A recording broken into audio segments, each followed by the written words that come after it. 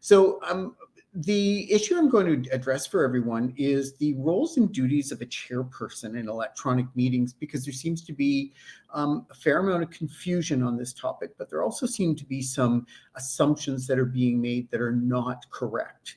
And I think everyone should be mindful that the chairperson wears quite a lot of responsibility and liability in their function as the chairperson. A chairperson is either procedurally already established under the bylaws of the Strata Corporation, or they're elected at a meeting, or in a number of cases that I've done historically, they're appointed by the courts to ensure a Strata Corporation properly convenes its meetings, properly votes, issues voting cards, can identify eligible voters, scrutinize the proxies and certify them. There's a role for the chairperson that is quite substantial here. One of the myths that we often deal with is that the Strata Council have functional authority at a general meeting, and other than the chairperson who is designated as the president or vice president, or the elected chairperson or the appointed chairperson, the real authority sits in the seat of the chairperson.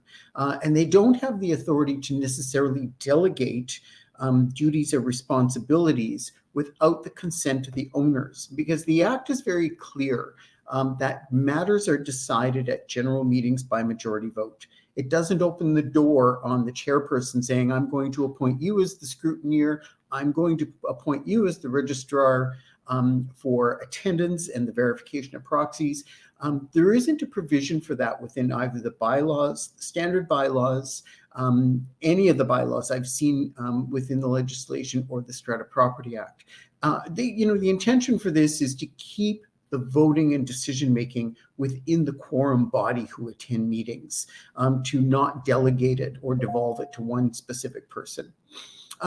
So by default, the chairperson is the president or the vice president of council. This is under the standard bylaws of the Strata Property Act. Most strata corporations have retained that standard bylaw, but in absence of that standard bylaw, it could be any other person. So it could be a person who is elected by those present at the meeting, could be a person who is an eligible voter at the meeting.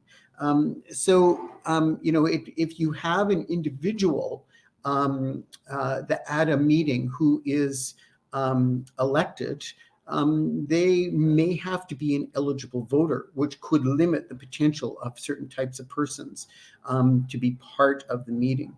When you look at the roles and responsibility of the chairperson, it covers meeting procedures, voting thresholds, voting methods, the eligibility of voters in person or by proxy. These are no different than any other meeting. Whether it's electronic or whether it's in person, or we hear the term hybrid meeting. I think technically a hybrid meeting, if you have people attending electronically from one side, people are also attending it electronically from the other side. It's still a meeting in every function. Just the method of attendance is different. Is the only contributing factor here. The other provision that we've seen was a change in the Strata Property Act is this exemption around a benefit to a secret ballot when people are participating in electronic meetings. And the intent of this was not to undermine the ability of a Strata Corporation or a chairperson to be able to convene votes by ballot, where essentially nobody else knows how anyone else votes. The intention of this was to prevent individuals who are holding large numbers of proxies, who are trying to control meeting outcomes, from using the procedure of secret ballots and controlling the outcomes of meetings. So, there are a number of variables in all of this that have a greater impact for all of us. Look at who the chairperson is. It's the president or the vice president. And the language is very clear. If this person is unwilling or unable to chair the meeting, then the eligible voters vote by majority vote to elect a person. If it's your property manager, it's a majority vote to elect them to chair the meeting. If it's another person at the meeting, it's a majority vote to elect them at the meeting.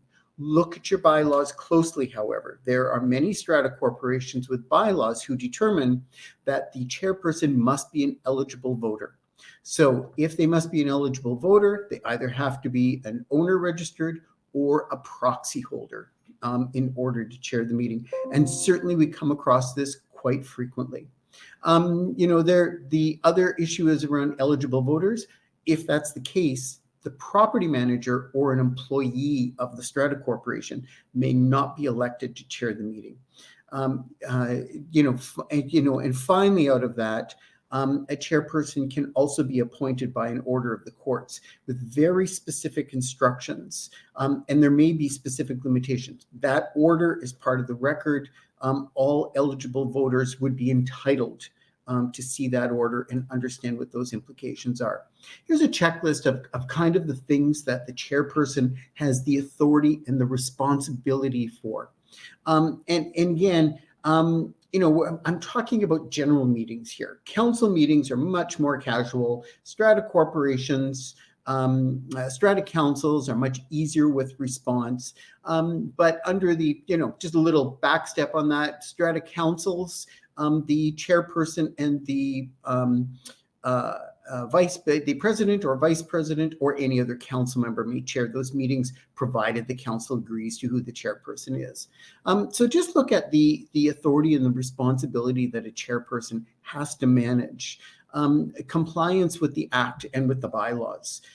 If this is a daunting task, our rules of order are the Strata Property Act, the regulations, and the bylaws of a strata corporation. Certification of proxies. It is the chairperson who certifies the proxies. There may have been notices issued to those persons who have not paid fees or special levies that they would be ineligible to vote. When the registration is complete, the list is provided to the chairperson, those who may not necessarily be eligible to vote, any proxies that may be in question as to whether they are credible or not, those are provided to the chairperson. It's the chairperson who has the authority to certify the proxies. Order of conduct at the meeting. If individuals are being abusive, or if there are behavior issues, or if you're out of order speaking on other resolutions, or there is a disruption of some sort, that's the responsibility of the chairperson. And if you allow this to get out of hand to the point that the frontline workers are involved and you have the police and the fire trucks showing up at your meetings, as a chairperson, you might be taking on some liability and responsibility here. You have to manage the eligible voters. And what that means is you have to be aware of all of the eligible voters who are at the meeting in person by proxy. And is there some method that you can communicate with them, however that is? We often have people who attend electronically, but they may have a problem with their microphones. As the chairperson, you can provide them with an instruction. Can you use the chat function with the platform that you're using?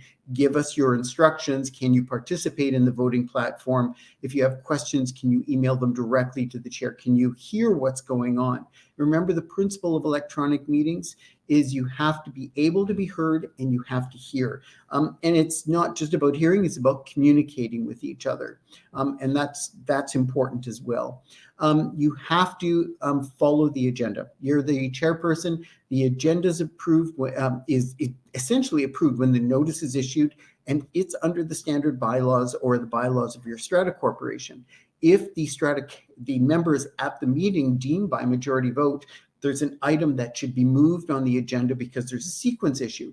A majority vote is then convened to be able to deal with that. It's an amendment of the agenda, but it's your responsibility to follow the agenda. Your responsibility also for qualification of amendments for different voting thresholds.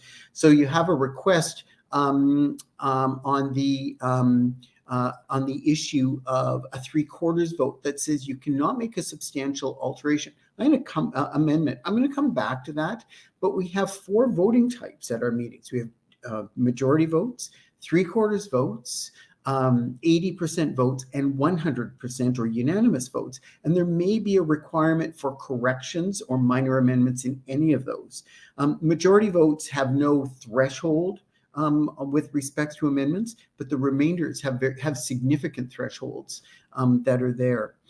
It's the chairperson, generally, when you look at the standard bylaws, to determine the methods established that are going to be used for voting. Whether it's the chair who polls votes and calculates results. And if you have somebody doing this for you and assisting you, that's fine. But as the chairperson, don't make assumptions it was done correctly. Double check it, because if there does turn out to be an error of a vote that did or did not pass and significant implications were resulted, you can have the liability. And the other side of this is the reporting of results. What are the results of this vote? Report them back so there can be accuracy in minutes, but also everyone in the room is aware so that of the implications that may occur. This is most important when we come to 3/4 votes under Section 51 of the Act. Report the results of a vote. The numbers that are reported on a 3/4 vote can significantly implicate whether a group of owners may mount a petition to recall or re-vote on the resolution within 7 days. If you don't report the votes and they can't do that, it's not a defense that they weren't aware. It's your responsibility as the chairperson to ensure everyone's aware of what the voting numbers at the meeting are. Documents. I can't say this more than enough. I'm really appalled at the number of meetings I attend where these documents are not present at the meeting, and they really there's no competent way to chair the meeting without them. The Act and the regulations, absolutely. Somebody may challenge something, there may be a question, you need a reference. The bylaws of the Strata Corporation are going to determine procedures, voting methods. You may have sections, you may have non-residential units with votes. The schedule of voting entitlement, again, absolutely necessary. We know that for almost all residential stratas across the province, that they are 1 vote per unit, but this is not the case for every residential strata corporation. And if there is mixed use and there are non-residential units, the voting is proportional voting. So the voting numbers have to be accurately entered because they will affect quorum. They will affect voting for voting thresholds. And if you have separate votes for bylaw amendments on residential, non-residential, both will have to be calculated separately. A current register of owners. This is going to be necessary, especially if you have any proxy assignments that have restrictions imposed by an owner. You're going to, as the chairperson, have to itemize those, because if there is a proxy restriction, you're going to have to figure out how, on a voting platform, that vote may or may not be permitted. So, there's definitely an audit responsibility here. And many votes pass by 1 or 2 or 3 votes. So, don't dismiss this as something that is really not going to affect the outcome of the meeting. It certainly can affect the outcome of the meeting. And then, of course, the notice package and the absolute wording of the resolutions. As the chairperson, it's essential, especially in the sense that anybody proposes amendments that may occur during the meeting. The voting methods that we have under the Act are pretty straightforward. We've traditionally used a show of voting cards. And when we're on a platform on a screen, if everybody has a window of some sort, there's also a method of using a raise hand function or a flag function, or good old-fashioned video. Everybody holds up their hand. In small stratas that are 12 or 16 units with everybody on the screen, it's intimate, but it works incredibly well. Screen polling works very well also, where all of the voters are identified and they just simply use a screen polling to show how they have cast their vote in favor or opposed. A call of the roll is probably the most accurate vote that anybody can actually experience or take. And this is where the roll is called of those present in person or by proxy. They're asked how they vote, for or against, and the results of the roll are recorded in the minutes. Simply not a matter of the voting outcome, there were 23 in favor and 24 opposed. It's a matter of the roll being recorded in the minutes as well. A ballot. We know that secret ballots are not an entitlement for people within meetings, but you can certainly use a number of functioning ballot platforms, which in essence give us the same level of confidentiality.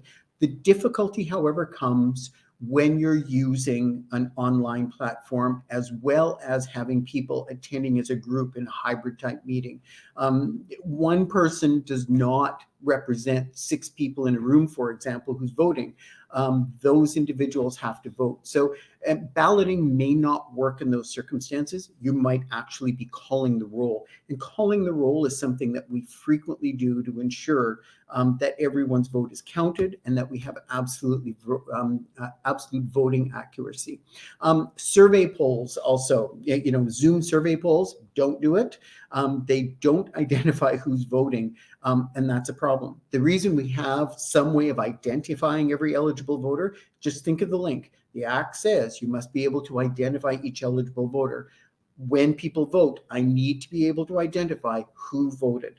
And so many of the platforms can actually do that for you. They don't necessarily identify how people voted, but they will identify who voted. And this is fairly critical. 4 votes, again, at general meetings. We have majority votes, 3/4 vote resolutions, 80% votes, and unanimous votes.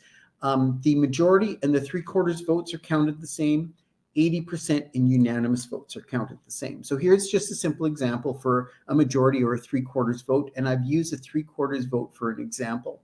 The language of the Act is very clear, and this eliminates a few things, where it says at the time the vote is taken, which means a proxy assignment is not a vote. It is not a ballot. It cannot be counted. It must be exercised by the proxy. The proxy is the person representing the vote. So there's no absentee balloting under our legislation. So here we have an 80-unit strata corporation. There are 80 votes in total. In attendance at the meeting, we have 41 in person and 18 by proxy, which is 59 votes. When we call for the vote, 37 people vote in favor, 12 people vote opposed, which leaves us 49 votes. So those people who did not vote, the 10 people who simply abstained, didn't vote, didn't participate, that's fine. Their vote simply under a majority or 3/4 vote does not count. If this is a 3/4 vote, we then take 49 times 3/4 gives us the number. And as there was 37 in favor, this resolution would have passed both as a 3/4 vote or a majority vote. So again, simple rule, but stick with the basics. Always ask for those in favor and those opposed. You can't do negative voting, by the way. I frequently go to participate in meetings where individuals who are chairing the meeting will say, are there any opposed? There being none opposed, the resolution is passed. No, it didn't. And we actually do have a reference in a BC Supreme Court decision that requires that you must call those in favor and those opposed. There is absolutely no reason to call for abstentions in any of the votes, and you'll see the reason shortly here in 1 second. So if we have an 80% vote, and I used a mixed-use strata corporation, so we have a mixed-use strata corporation that has 166.68 votes on their schedule of voting entitlement. 80% of 166.68 is 133.34. And it's a simple all those in favor. Unless you reach 133.34 votes in favor, the resolution is defeated. And the same thing applies to a unanimous vote. If there was a unanimous vote required, unless you reached 166.68 votes, the resolution does not pass. It's defeated. We see frequently 80% votes for windups for strata corporations considering selling their property because of their development is now in a higher density area, or the costs are too high. 80% votes, I think, should be done with extreme care. I would always recommend an 80% vote be a call of the roll so that no one after the fact can make any claims or cast any doubt on the voting system that was used or a voting platform that was employed for this. Proxies and restrictions. So we get into lots of trouble in this area. The first 3 months of COVID, where we didn't have any solutions for anything, and people had already sent out issues and notices of meetings, and nobody wanted to meet, and nobody had figured out how to get their electronic voting done, or the notices were already sent out for the meetings. And suddenly there was a ban on gatherings. We ended up with this little narrow window of about 6 weeks where people were calling it a proxy-only meeting, where everybody was using a proxy, giving all their voting instructions, and then the property manager and the president of council would get together, and they would essentially calculate out all the voting and results, and the president of council would be the assigned proxy holder. That was a very short stop measure. As long as the president of council, by name, not by position, was named as the proxy and actually exercised the votes, then that was a legitimate process. The difficulty with that is it gave the impression that there was such a thing as absentee balloting. We do not have absentee balloting within our legislation. The proxy, by the way, again, another little bit of a misunderstanding, but the proxy is the person who's been assigned to represent the voting rights of the owner.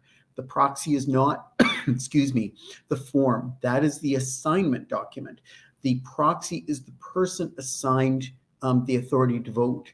Any person except a property manager or a employee of the Strata Corporation can hold a proxy, and yes, they must be the age of majority. The proxy must exercise the votes for each vote called. So, I still see meetings where the secretary of the meeting or the property manager says, I've got all the proxies, I've calculated all the votes, I've just sent them to you. I don't want them. That's not how this works. The person who's been assigned 15 proxies are going to be identified with 15 votes on the screen. They will have 15 votes assigned to them. They must exercise those votes. I can't declare any of those votes in any other way as the chairperson, nor can anyone else. That person must exercise those proxies. Voting instructions and direction on a proxy. These are, again, I think this is a bit of a surprise to everybody, but these are at the discretion of the proxy themselves, unless there is a specific restriction on the form. There is no such thing as a restricted proxy. There is a proxy assignment form that may have restrictions on it. And again, if there are any proxies with restrictions on them, it's the chairperson who requires a copy of that proxy, so they can identify whether that person at any given time may or may not vote on a specific provision. And so here are 2 examples. If there is an assignment that specifically indicates the proxy is restricted for a specific purpose. The first one, I see occasionally that this proxy may not be used for the election of council. And it's a method that people use, individuals, so one person cannot gather a whole pile of proxies and then use it to control the outcome of council. Some strata corporations, when they send out their optional proxy forms, have added this. It's created a lot of controversy within your communities. Leave those decisions up to each individual owner. Another one, the proxy may not be used for amendments to resolutions. And this could be a meeting, for example, where there is a 3/4 vote for a substantial special levy, or an 80% vote for the purpose of a windup of a strata corporation. As an owner, the owner may not want anything other than what they have been given notice of. And so if there are any amendments to the resolution, they may not be willing to participate. One of the challenges for the chairperson is understanding who voted, not how they voted, but who voted. And you will occasionally see individuals who are holding lots of proxies who simply will not exercise the votes. That's up to the discretion of that individual. But that's, as a chairperson, that's where you develop a skill and you say, okay, we have a problem here. Let's poll these votes. Let's call the roll so that the people who've issued proxies can identify how this person has voted or has not voted. Calling the roll, by the way, prevents an individual holding lots of proxies from altering their instructions and voting in other ways, because now they're going to be held accountable for how they voted at the instructions at the owners. Our basic rules of order are Section 50 of the Act. At annual and special general meetings, matters are decided by a majority vote unless there is a different voting threshold. So, you can have amendments to resolutions. They can't substantially change a resolution by 3/4 vote or 80% or unanimous vote. But this is our principal rule of order for business at general meetings, which also means that if the chairperson is not meeting the requirements of the meeting, is acting unfairly, that by majority vote, the owners can remove the chairperson at any given time during a meeting and elect a new chairperson. Certainly have seen that, creates a bit of mayhem at a meeting, but it's not an unreasonable expectation if you have a chairperson who's acting contrary to the interests of everybody. The chairperson is the party with the interest to determine whether an amendment, a 3/4 vote, 80% vote, or a unanimous vote is permitted. If unanimous majority votes, there are really no limitations to amendments. 3/4 votes, it can't substantially change the outcome. And 80% or unanimous votes, any amendments that you might consider would probably be only technical corrections in nature, provided they don't alter the resolution. They may have a day and a date that are mixed up. They may have an addition error in them that creates a technical problem. There could be technical issues that need to be corrected, but they don't alter the resolution. Again, this is the chairperson. And when you're dealing with the voting in the voting platform, this is where we run into issues with individuals who are opposed to the chairperson making these decisions. And they come forward and they want to challenge the chair. And again, by majority vote of the owners at a meeting, you certainly have that right as the voting quorum attending the meeting. What do I look for as a chairperson? In order to chair a meeting, these are the basic minimums. I need to be able to identify who the eligible voters are and who is voting. If I can't do that, then I have a problem as the chairperson, because I can never provide an assurance that the voting outcomes were accurate or that the eligible voters were entitled to vote. I need to know what the total number of votes cast, for or against. That's the most critical item, and I need accurate numbers. A simple statement of the resolution is carried is a message I might deliver to the owners for a majority vote, but as the chairperson, I require accurate numbers so I can double check the calculations. I need to know what voting restrictions sit on any proxy assignments. Those could be critical, and certainly they do influence the outcomes. I see these frequently on mixed-use strata corporations where a commercial property owner will assign their votes to a member of council to ensure that a proposed bylaw amendment is going forward, but they will restrict it because they don't want amendments to occur that they're not aware of. And what they will simply identify is, for the purpose of Resolution 5, the bylaw on smoking on property, the proxy holder may not participate or vote on any amendments or an amended resolution. That is one of the most frequent restrictions that we'll often see. You also need a complete owner list. And there's two reasons for this. The first are, of course, because it will help to identify proxy assignments and deal with any audit issues that you have on proxies. But the other side of this is a complete owners list also identifies who's going to be eligible for council. And the owner list includes the name of the owners, and it should include the name of a tenant if there is an assignment for a tenant to be elected to Strata Council. The schedule of voting entitlement, especially if you have mixed use, but if you have a Strata corporation that's residential only with an unusual schedule of voting entitlement, you will want that in front of you because someone is not going to believe you. They're not going to challenge you. You want to be able to identify and point to it. The bylaws of the Strata Corporation I can't imagine how anyone could chair a meeting without having the bylaws of the Strata Corporation in front of them. The voting methods, the decision on how voting is conducted, the reporting, they change from Strata Corporation to Strata Corporation. And then, of course, the last thing is the voting calculations of each resolution. You need to confirm how they were calculated and are they reported correctly for all of the parties. All right, Ryan, I think I did half an hour right on. Yeah, this was perfect. So there you go. That was great and informative as always. We do have a lot of questions that came in, and we have about 3 minutes left. If you can look on the right-hand side Sure. of your screen there and just go through some of the questions. Absolutely. Okay. The first one I already dealt with in part of the discussion. Yes, we were talking about general meetings, council meetings. It's up to council who chairs meetings. My stance on strata managers chairing a meeting. Oftentimes they may be the most competent person at the meeting to chair the meeting, but if there's a dispute with the management company, or if there is a special project that's being undertaken where the management company is being paid a management fee, it then starts to cross the line of conflict of interest. So, there are circumstances where they need to think, are there any potential conflicts here? The routine annual contract that's approved in the budget with its regular fees that's already been negotiated, it's not a conflict. That's not going to present conflicts because there's no special benefit or circumstance occurring here.